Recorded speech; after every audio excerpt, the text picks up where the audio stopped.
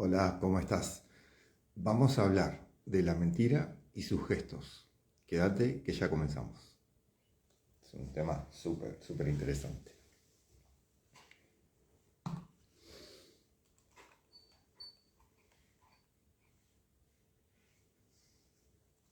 Eso es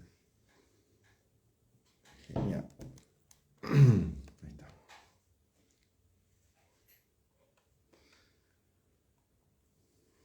Bien. Es un tema que vamos a hablar no solamente desde los gestos, sino también desde la energía. Y es súper interesante este tema. Súper interesante este tema.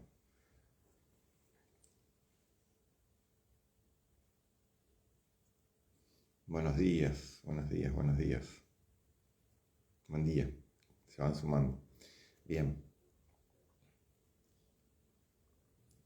Hay, la verdad que sobre este tema hay un montón de, de cosas y de videos y de información que circulan. Pero bueno, es... hola Hugo, buen día. Hay un montón de cosas que circulan en la red, que hay gente que habla, que dice. Hay una serie que está muy buena, que se puede encontrar, creo que debe estar ahí en YouTube no sé si en Netflix o en alguna de las plataformas, que es Lie to Me, que después vamos a hablar un poquito de eso. Pero bueno, vamos a, vamos a hablar un poquito de, de las mentiras, pero las ideas generales de la charla, vamos a hablar con las ideas generales de la charla. ¿Qué significa la mentira o qué significa mentir? Los componentes del lenguaje corporal, cuáles son los componentes de este lenguaje corporal. Algunas de las personas que se dedicaron a estudiar este lenguaje corporal y obviamente los gestos que pueden indicar las mentiras. Pero bueno, vamos al principio, ¿no?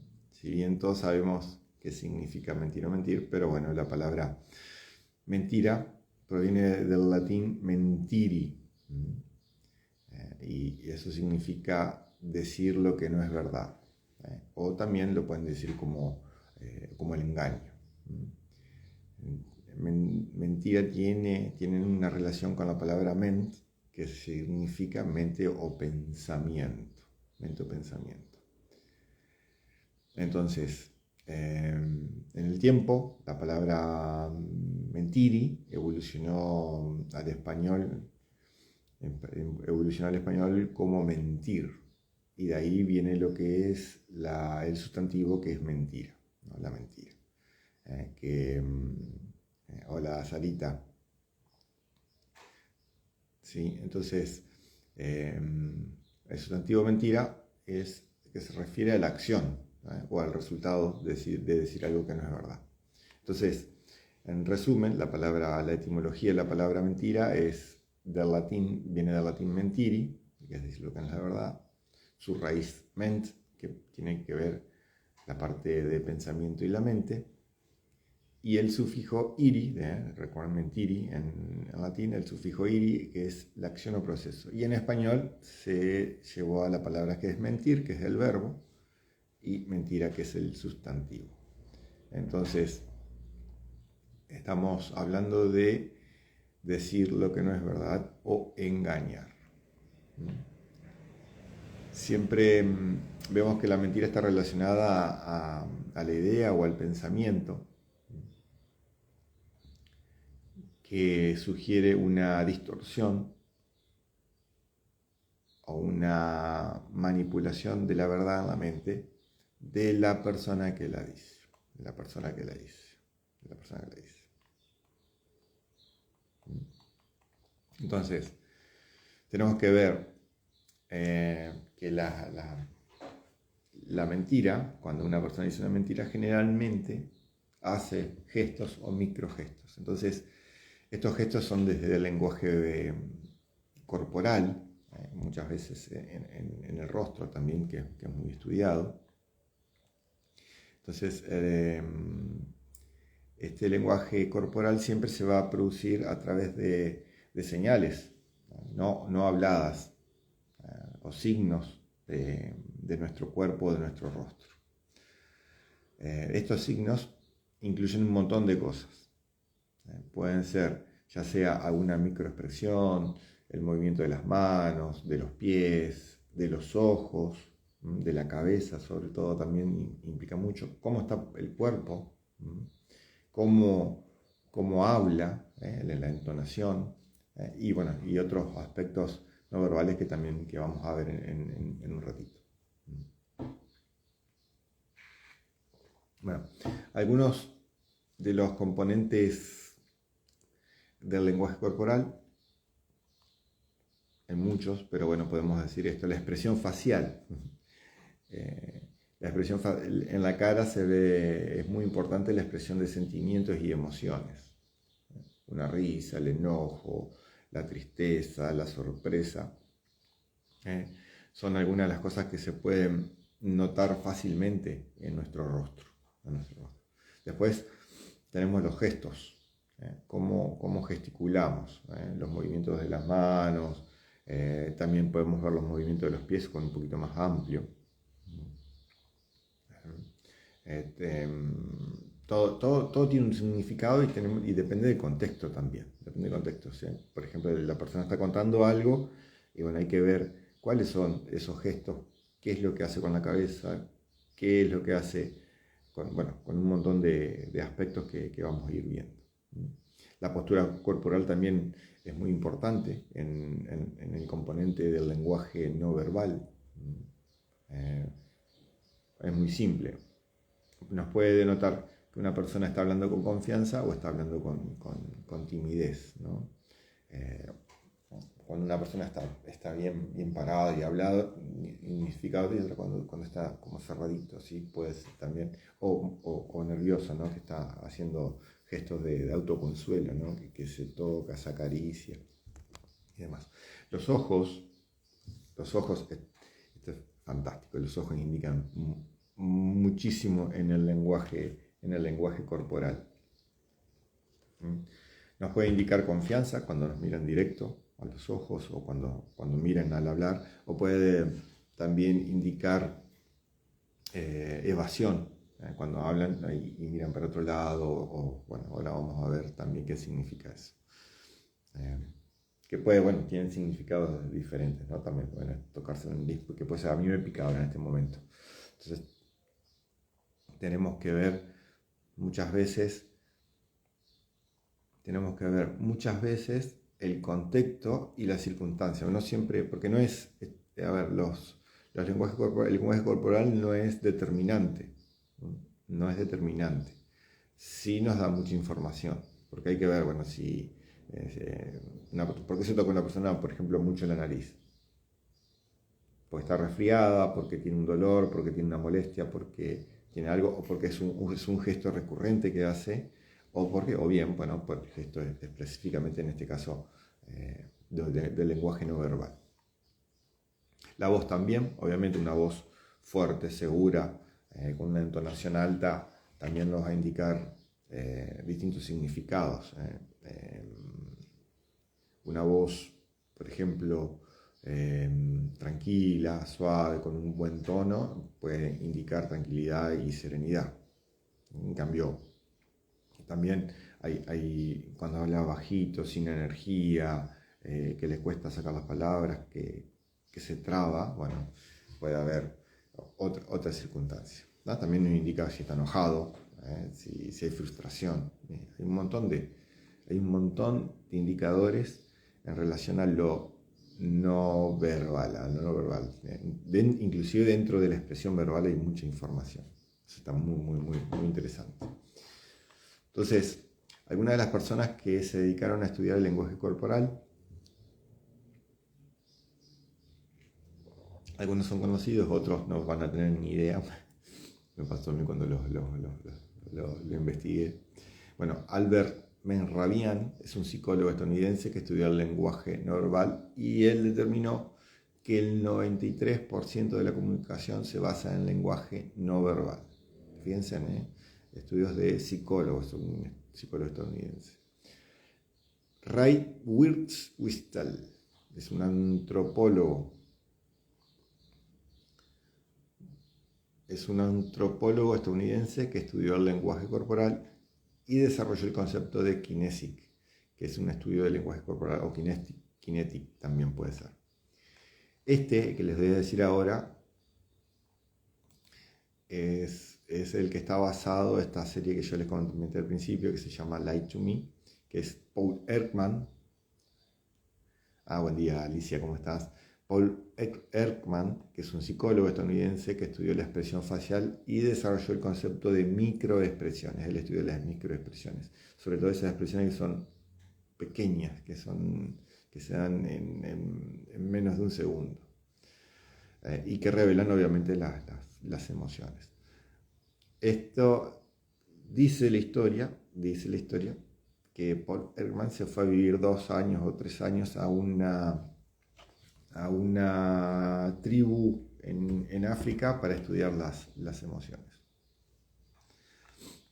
Búscanla en YouTube o en Netflix, bueno, seguramente en alguna de las plataformas está, sería Lie to Me, que le guste. Sobre todo los primeros capítulos hablan mucho de esto y está muy bien logrado. Es un detective que descubre casos y demás a través de las microexpresiones.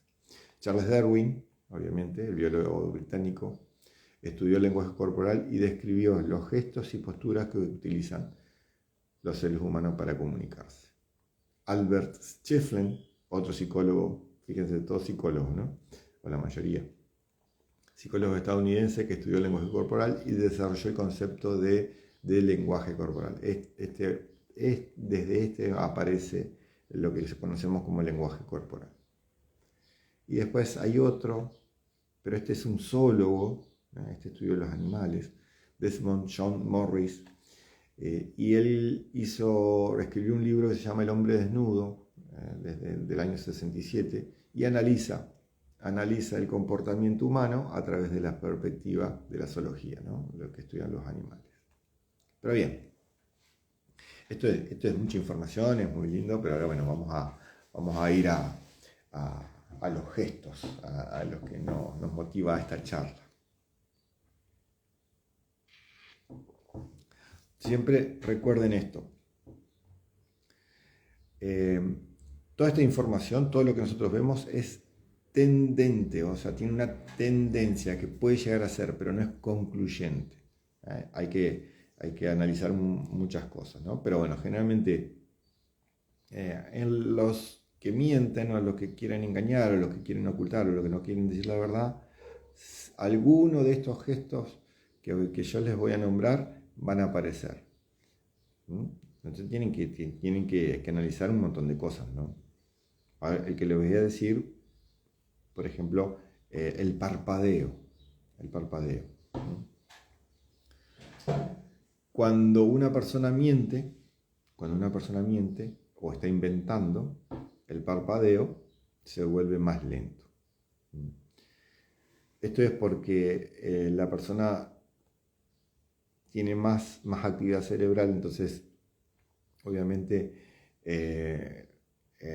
disminuye otros estímulos del cuerpo para concentrarse en lo que está diciendo o en lo que está inventando o en lo que no está queriendo decir, porque también hay que ver, a veces no es que miente, sino omite cierta información y tiene que estar muy atenta a lo que está diciendo, entonces se ralentizan los párpados.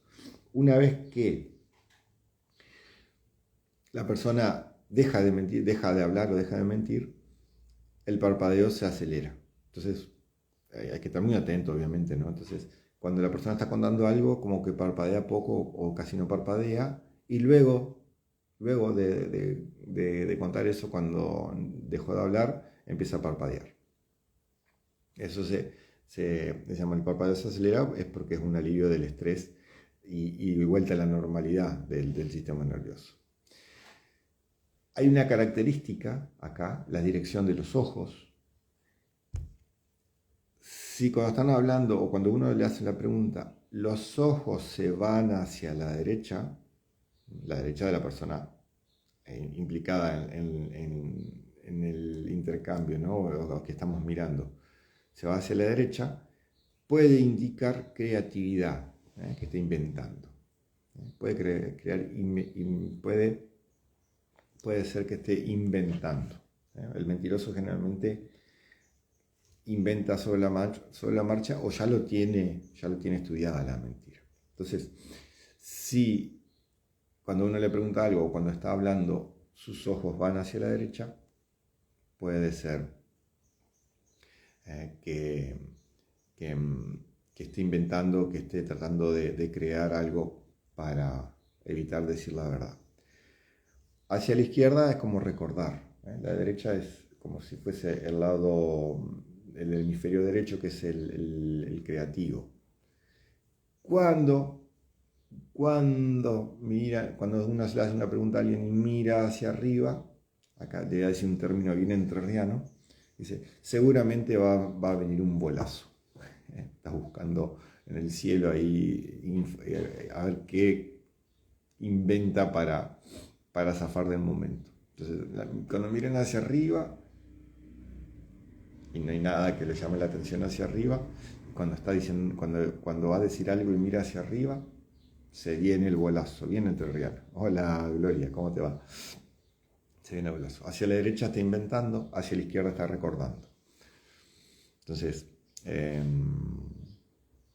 tener en cuenta eso, el parpadeo, obviamente no, cuando el cerebro está con mayor actividad disminuye porque necesita, le da menos recursos al parpadeo específicamente y tiene más recursos el sistema nervioso para poder zafar de ese momento o, bueno, evitar decir algo que no quiere decir, omitir la información o inventar o sostener ese invento, ¿no? que realmente lleva mucho esfuerzo. Entonces, el parpadeo es uno, pero tenemos que estar muy atentos, el parpadeo es uno. Otro gesto que es muy habitual, o que puede ser muy habitual,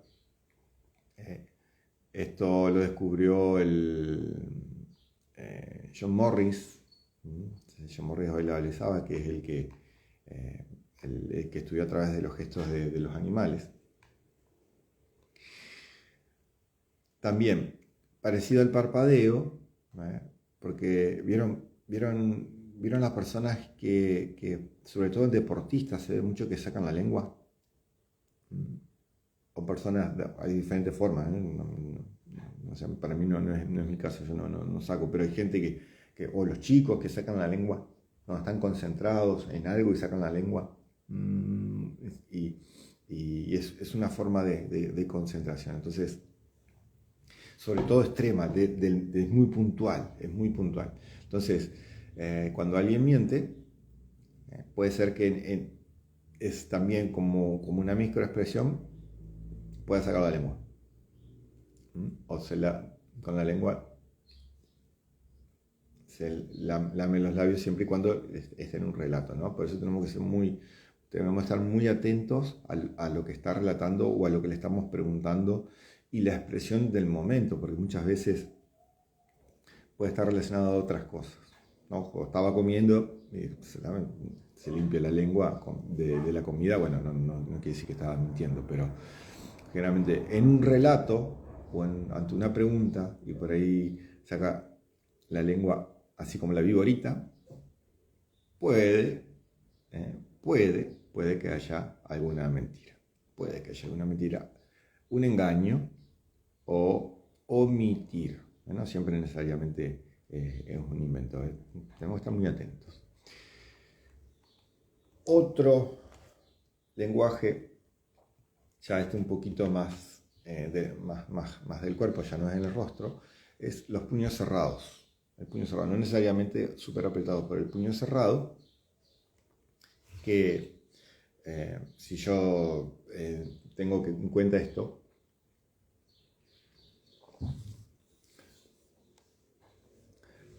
que cuando uno está diciendo la verdad, es franco, habla con las manos abiertas, que no tiene nada que ocultar. En artes marciales que no tengo nada, el puño, puedo atacar, puedo tener un arma, puedo tener algo oculto. Cuando voy con las manos abiertas, por eso el saludo siempre es con la mano abierta. Hoy se usa mucho el choque de puños, qué sé yo, pero eso bueno, viene un modismo. Pero desde la antigüedad se da la mano, o se muestran las manos, en señal de que no hay ningún engaño. Entonces, los puños cerrados, cuando están hablando de los puños cerrados, o están así, puede indicar que se está ocultando información. Así que tengan en cuenta, no depende cómo hablen, ¿viste? Hay muchos gestos, generalmente son los dos puños que se cierran. Eso es, también tiene como símbolo de autoprotección, ¿no? Nosotros, por ejemplo, los que hacen arte marcial, normalmente en la posición de guardia es los puños cerrados, no es que estoy ocultando información, sino que me protejo, ¿no? Ante un posible ataque. Entonces, por eso hay que ver siempre el contexto. No es que, tiene los puños cerrados, miente. No. Hay que analizar el contexto y también si hace frío, si hace calor. Bueno, hay un montón de cosas. Recuerden que esto no es concluyente, sino que nos da información. Pero tenemos que estar atentos a un montón de aspectos. Generalmente cuando hay mentiras pueden aparecer estos gestos. Mover la cabeza. Esto es muy normal, que nos pasa a todos, que puede ser nerviosismo, sobre todo, por ejemplo, cuando estamos adelante de gente, movemos la cabeza, es una forma de autoconsuelo que tiene el cuerpo, de liberar el estrés. Entonces, también en el mover la cabeza tenemos que ver los ojos. Se mueve la cabeza y cuando habla los ojos esquivan. Una cosa es que esté mirando al frente y tenga movimientos de la cabeza que pueden ser por nervios y demás. Entonces, cuando son exagerados, bueno, ahí puedo prestar atención a lo que está diciendo, a lo que estamos charlando para ver, ¿no? Yo le hago una pregunta y hace este movimiento, y inclusive con los ojos mira, o es como un escape ante la pregunta, una evasión.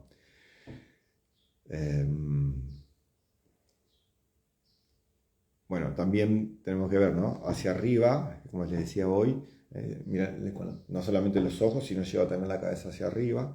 Bueno, se viene el bolazo, bien entrerriano. O si mira hacia abajo, vergüenza, tristeza. Bueno, hay que ver un montón depende de lo que estén hablando. Y en los microgestos no falla, esto no falla, Yo siempre cuento una anécdota que me pasó a mí, ¿no? Entonces, les cuento el gesto y después les cuento la anécdota. El gesto, generalmente, el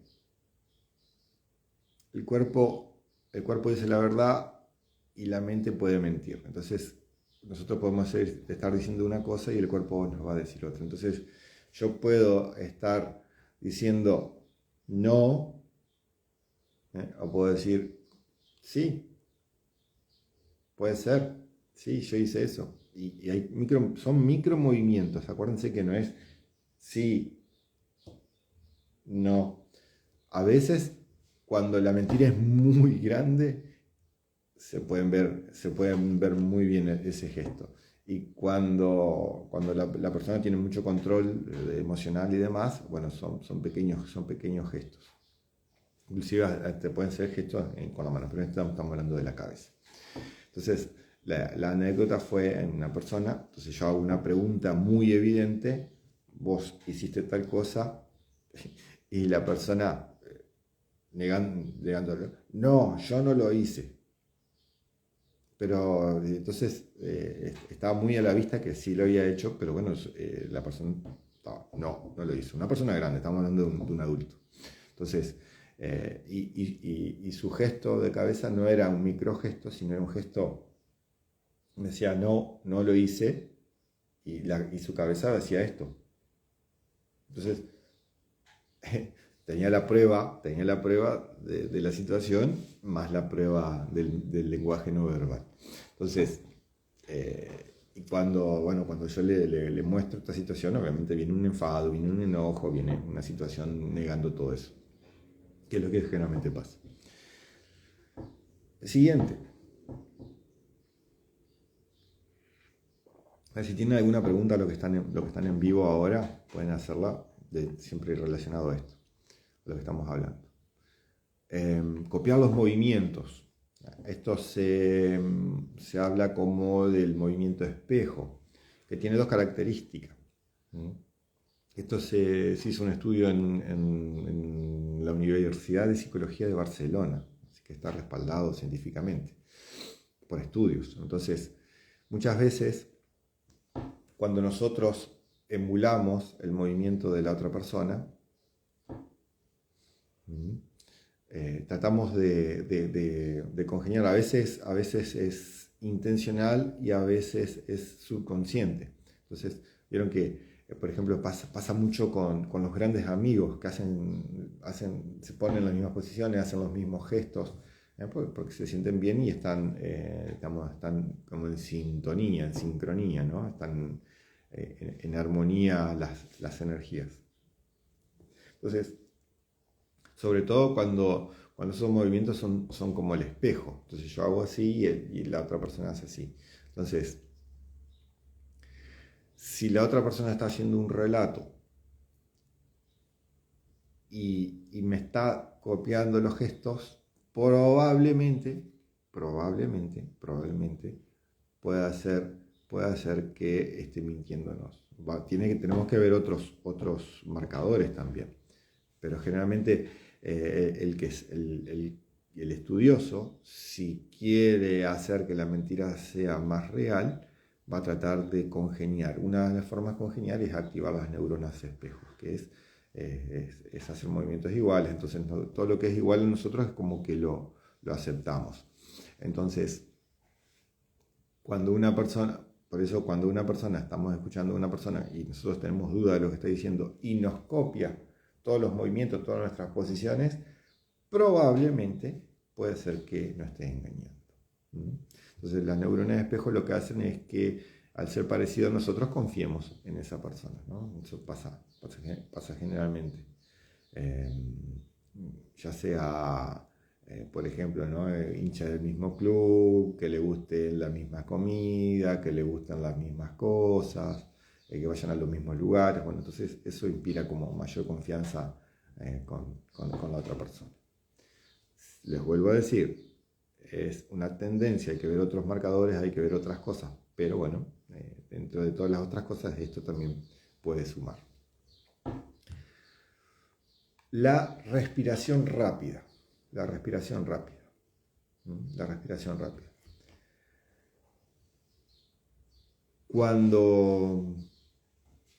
Cuando la situación se vuelve delicada o está realmente el mentiroso o la mentirosa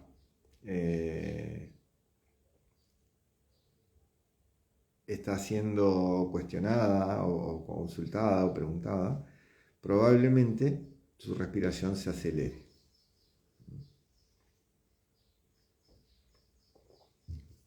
¿Por qué? Porque los mismos nervios internos, con tal de no ser descubiertos y demás, ponen al sistema simpático en alerta. Entonces eso activa todo el sistema del cuerpo que nos pone en ese famoso sistema de supervivencia. El que miente se está defendiendo de algo, ¿no? O está tratando de evitar que lo culpen o tratando de generar algo en el otro. Entonces genera un estado de aumento del ritmo cardíaco y por ende un aumento de la respiración. Entonces, cuando la persona está acelerada o la respiración está acelerada, es un gesto posible de que hay mentira o engaño. También hay que ver el contexto, si viene caminando, si vamos caminando, o si vino de caminar, o estuvo entrenando. Hay un montón de circunstancias, ¿no? Pero bueno, ya les voy diciendo con seis gestos para tener en cuenta con la respiración rápida. Nos quedan, 4 más. Bien. La otra, en relación opuesta al estado de nerviosismo, de movilidad, es estar muy quieto. Es estar muy quieto. Normalmente la mentira hace que nos aceleremos de más por esa cuestión, ¿no? de modo supervivencia. Pero cuando es al revés, cuando está muy quieto, o cuando hay muchos nervios, entonces la persona lo que va a hacer es va a tratar de controlar eso y va a haber una quietud como más extrema. Más, digamos, si uno tiene un poquito de conoce o ve a la persona, ha visto muchas veces, puede decir, acá hay algo raro, está muy quieto. Entonces eso me puede encender las alarmas de que hay algo, sobre todo si una quietud exagerada digamos, permanece inmóvil o casi inmóvil en lo que está relatando o en la conversación, ¿no? Normalmente cuando uno conversa siempre hay gestos, siempre hay movilidad, sobre todo cuando uno, aunque sea conoce de algunos minutos a otras personas de tiempo. Cuando uno no lo conoce, bueno, tenemos que ir viendo un análisis más, necesitamos más tiempo de análisis. Pero bueno, es una relación. Si conocemos a la persona y está demasiado quieto a lo que es normal, alerta. Puede ser que esté intentando de engañarnos o esté tratando de controlar su nerviosismo.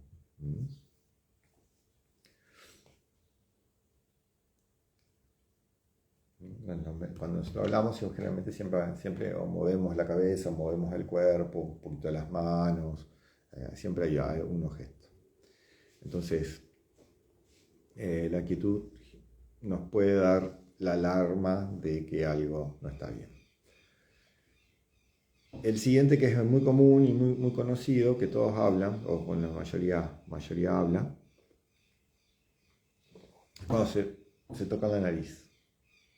Como un picor, da un picor de la nariz, o de la boca, pero generalmente es de la nariz, o se toca en la boca. Entonces, esto tiene que ver, llevado a una etapa de inocencia, como es la niñez. Los niños, cuando dicen algo que no tenían que haber dicho, ¿qué es lo que hacen?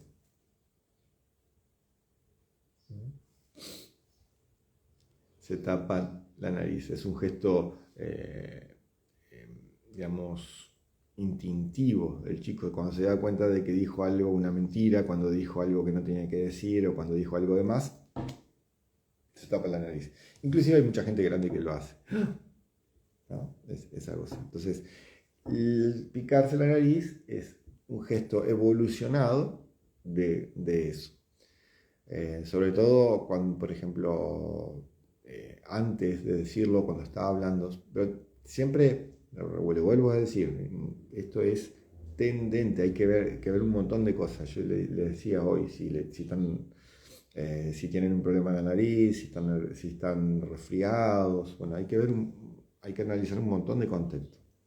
Si es un gesto habitual, si todo el tiempo se toca la nariz, no está mintiendo todo el tiempo. Entonces, pero si es en algo específico, si ustedes prestan atención, hay gente que, sobre todo los políticos, fíjense, hay un montón de medios que analizan esas cosas, pero si alguien está contando una situación, algo que va a hacer, y se toca la nariz, y solamente fue en algo muy puntual, entonces podemos estar ante algo que no es real, un engaño, una mentira, o algo que no quería decir y lo tiene que decir igual, ¿no? En el caso de los voceros de los políticos, o cuando va a suceder una estafa o algo de eso. Entonces tenemos que ver, ¿no? Entonces, un vendedor que nos está enseñando algo y nos está diciendo, nos está contando los planes y se toca la nariz, sobre todo cuando nos está contando que es barato, que no le van a cobrar intereses. Sí, puede ser, no, es raro que cobre intereses, toca la nariz. Tenemos que ver eso. También es acá el micro, no sé, puede ser, no sé si capaz que voy, y se toca el cuello. Entonces, pero siempre es como un micro gesto, ¿no? No es una cosa, no es que si está todo el tiempo así, rascándose, o está un rato largo acá, bueno, hay una situación. Lo mismo acá, es un microgesto. A veces a veces puede ser que como es una cosita así, pasa desapercibido. Lo mismo que el cuello, o la oreja. Pero generalmente el cuello, más que nada cuando es mentira, es la boca, o la nariz. Muy sutil. Bien, otra de las cosas que tiene la persona que miente, se le dificulta el hablar. Sobre todo cuando no es experto, cuando no es un mentiroso experto. Si el mentiroso tiene que hablar mucho tiempo, se le va a secar se le seca la boca. Porque el sistema nervioso, se activa ese sistema nervioso simpático, que es el sistema que nos pone en modo supervivencia, en modo alerta. Entonces el sistema simpático empieza a sacar recursos para estar alerta a la agresión o en este caso, ¿no? El mentiroso de no decir la verdad o omitir información. Entonces se seca la boca y es como que busca salivar o les cuesta hablar, les cuesta mantener un discurso natural adecuado a lo que está hablando. Entonces se vuelve un poco dificultoso la manera de hablar. Okay. Y esta me pica, así que no vean que es una mentira. Sí. Tienen que ver el contexto. Entonces, y esta es para aquellos expertos, que ya son un poquito más expertos. Devolver las palabras. Esto es devolver las palabras. ¿Cómo un mentiroso o una mentirosa devuelve las palabras? Porque siempre va a estar a la defensiva. Ese es un punto. Siempre va a estar a la defensiva. Y es muy probable que repita lo que yo le pregunto o repita mis palabras o haga nuevas preguntas.